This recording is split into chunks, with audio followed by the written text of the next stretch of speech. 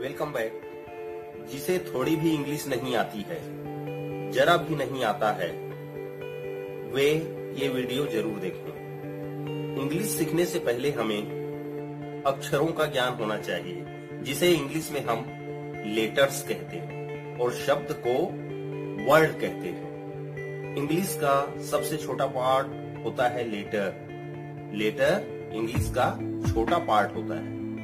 Letter का बड़ा part होता है वर्ड, और वर्ड से बड़ा पार्ट होता है उसे कहते हैं हम।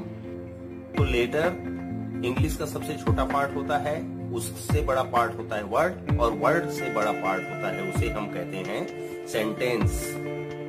और सेंटेंस बोलने से पहले हमें चाहिए सब्जेक्ट, सब्जेक्ट के बाद चाहिए हमें वर्ब, और वर्ब के बाद चाहिए हमें अदर वर्ड।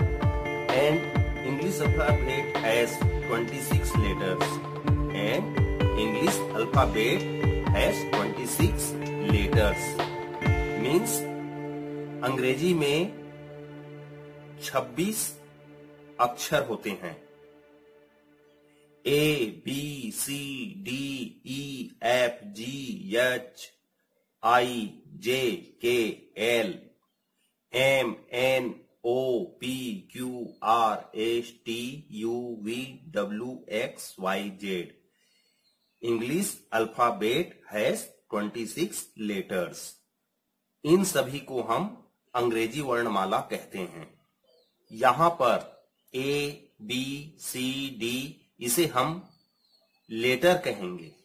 A लेटर है, B लेटर है, C लेटर है, तथा इन लेटरों में से A, E, I, O, U हमारे वॉवेल्स कहलाते हैं। वॉवेल्स हो गए 5। वॉवेल्स हो गए 5। In English there are 5 vowels, जिसे हम स्वर कहते हैं, एंड 21 कंसोनेंट्स। कंसोनेंट्स मीन्स व्यंजन। तो 5 आपके स्वर हुए, और जो बच गए 21 वो कहलाएंगे कंसोनेंट्स मीन्स व्यंजन।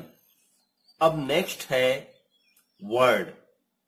A word is a group of letters which makes complete sense means एक वर्ड अक्षरों का समूह होता है जिसका कुछ अर्थ निकले, वह शब्द कहलाता है।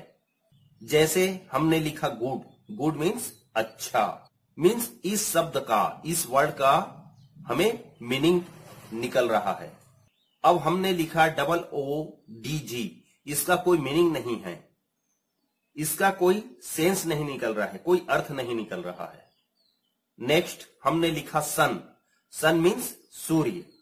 अब हमने लिखा UNS, इसका कोई अर्थ नहीं निकला।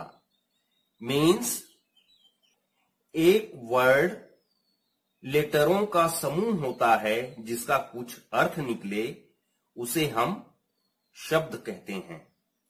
A word is a group of letters which makes complete sense. अब नेक्स्ट होगा सेंटेंस। लेटर इंग्लिश का सबसे छोटा पार्ट, उससे बड़ा पार्ट हुआ वर्ड, और वर्ड से बड़ा पार्ट होता है उसे कहते हैं हम sentence. A sentence is a group of words which make complete sense means एक वाक्य वर्णों का मीन्स शब्दों का समूह होता है, मतलब ग्रुप होता है, और जिसका कोई अर्थ निकलता है उसे हम सेंटेंस कहते हैं। We are called sentence. For example, rose is red, गुलाब लाल है, तो इसका हमें अर्थ पता चला। नेक्स्ट हमने लिखा red rose is. This sentence make no sense, यह सेंटेंस का कोई अर्थ नहीं है।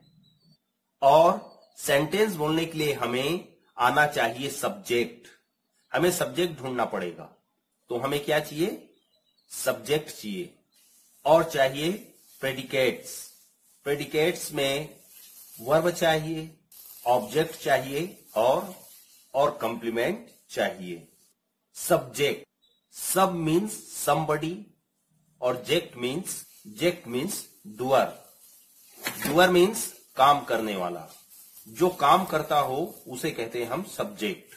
जैसे तुम पढ़ते हो, नेहा लिखती है, इस प्रकार का सेंटेंस में तुम तथा लता यह सब्जेक्ट है।